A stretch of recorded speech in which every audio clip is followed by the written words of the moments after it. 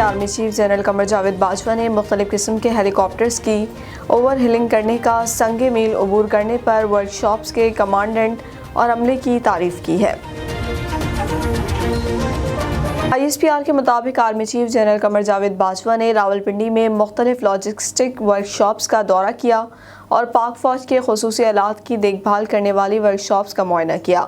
Army chief کو گاڑیوں کی اپ گریڈیشن اور ایویشن اثاثوں اور اسٹورز کی دیکھ بھال پر بریفنگ دی گئی۔ اس کے علاوہ آرمی چیف کو ہوا بازی سے متعلق ورکشاپس میں مختلف ہیلی کاپٹرز کی مکمل اوور ہیلنگ پر بھی بریفنگ دی گئی۔ آرمی چیف نے ورکشاپس کی کارکردگی کو سراہا۔